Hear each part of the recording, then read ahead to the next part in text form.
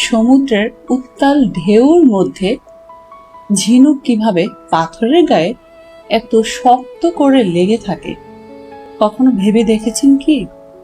আর এই প্রশ্ন থেকেই আবিষ্কার হয়েছে চমকপ্রদ এক চিকিৎসা পদ্ধতি। কি সে পদ্ধতি? চলুন জেনে আসি।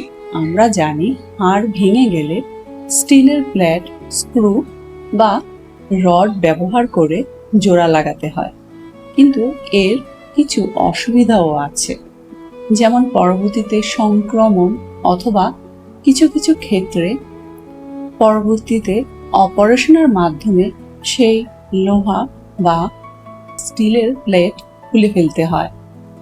এবার আসি ঝিনুকের গল্পে।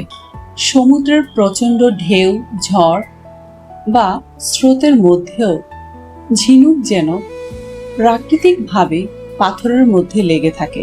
বলতে পারেন শত বাধা, ঢেউ, ঝড়ের ঝাপটার মধ্যেও সে তার আঠা থেকে যেন খসে পড়ে না। আর এই চিন্তা থেকেই একদল গবেষক গবেষণা করেছেন এক নতুন চিন্তার। এই চিন্তা থেকেই জন্ম নিয়েছে নতুন চিকিৎসার চমকপ্রদ ব্যবস্থা।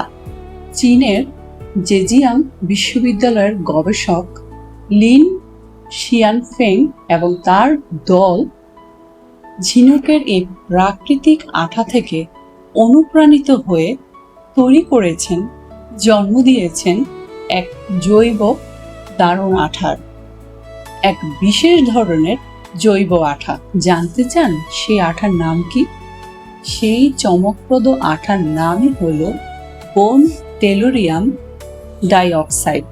এই আঠার সবচেয়ে অবাক করা বিষয় হলো ভাঙা হাড়ের অংশ রক্তে ভেজা থাকলেও মাত্র 2 থেকে 3 মিনিটের মধ্যে হাড়ের টুকরোগুলোকে শক্তভাবে জোড়া লাগাতে সাহায্য করে। সাহায্য বলবো না, জোড়া লাগাতে পারে। গবেষকরা এটাও বলেছেন এটি হাড়ের মধ্যে এমনভাবে মিশে যায় যেন কোনো স্ক্রু বা লেটের দরকারও প্রয়োজন হতে না পারে, যার ফলে দ্বিতীয়বার অস্ত্রোপচারেরও প্রয়োজন হতে পারে না। অর্থাৎ যেখানে স্ক্রু বা স্টিলের প্লেট নেই সেখানে অপারেশনের ঝামেলাও নেই। তবে গবেষকরা এর দীর্ঘমেয়াদী কার্যকারিতা নিয়ে পরীক্ষা নিরীক্ষা চালিয়ে যাচ্ছে। হয়তো অদূর ভবিষ্যতে হাড় জোড়া লাগানো মিনিটের কাজ হবে। এই আবিষ্কার থেকে আমরা একটি নতুন কিছু শিখতে পারি।